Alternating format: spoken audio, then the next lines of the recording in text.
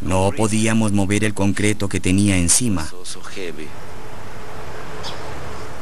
Era muy pesado. Yo le sostenía la mano derecha, tratando de alentarlo. Él se quejaba del dolor. Me duele, decía. Y murió. Se calculó que la cantidad de víctimas mortales habría oscilado entre 9 y 35.000 personas. La verdadera cifra tal vez no se sepa nunca. ¿Por qué sufrió tal devastación esta gran ciudad? La Ciudad de México está ubicada en el centro del país, a cientos de kilómetros del epicentro del terremoto. ¿Y por qué algunas áreas quedaron aniquiladas mientras que otras permanecieron intactas? Para los sismólogos como Sina Lomnitz, el desastre cambiaría la concepción de las ondas sísmicas.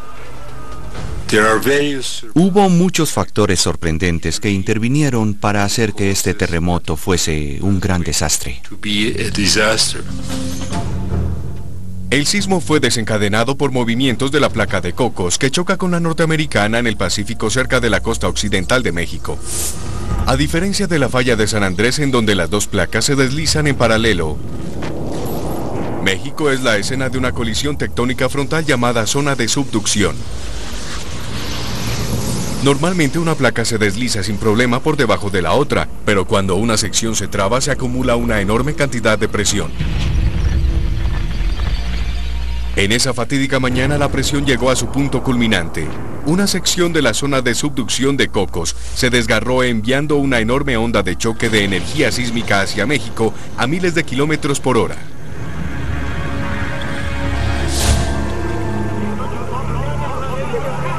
Durante la mayoría de los sismos, el daño mayor se produce cerca del epicentro. Este caso fue diferente. Las regiones costeras sufrieron solo algunos grandes daños. Pero la Ciudad de México, ubicada a 322 kilómetros tierra adentro, se llevó la peor parte del terremoto. Extrañamente, la mayor parte de la ciudad quedó apenas afectada, pero ciertas áreas específicas quedaron prácticamente destruidas. Los edificios de entre 6 y 15 pisos fueron los más afectados. Las estructuras más bajas y más altas de la misma manzana sobrevivieron prácticamente intactas. Para resolver este desconcertante misterio, Lomnitz y sus colegas buscaron directamente bajo sus pies. La Ciudad de México tiene una extraña ubicación para una gran ciudad. Hace 700 años, lo que hoy es la Ciudad de México era un lago. Los aztecas construyeron su ciudad capital Tenochtitlán en una isla que estaba en medio del lago. Era un enorme complejo de canales y carreteras elevadas, con una estructura tan compleja como la de cualquier ciudad europea de la época. Cuando los conquistadores españoles capturaron y destruyeron Tenochtitlán, rellenaron el lago y construyeron su propia ciudad arriba de la antigua. Siglos después resultó una muy mala idea. La capa sedimentaria sobre la cual está construido el centro de la ciudad es una capa de arcilla muy blanda. Es prácticamente una gelatina, es casi agua. Este antiguo lecho lacustre es la clave del daño selectivo del terremoto. En los 3 primeros días después del terremoto nos dimos cuenta de que los daños estructurales serios se produjeron solamente en la zona en donde estuvo el lago. La capa del lecho lacustre no solamente era inestable, sino que actuaba a manera de un amplificador sísmico, atrapando las ondas sísmicas y aumentando su fuerza. Igual que la gelatina se mueve después de que uno la sacude, la capa de lodo debajo de la Ciudad de México continuó temblando 4 minutos después del terremoto. Esa es la causa principal del desastre.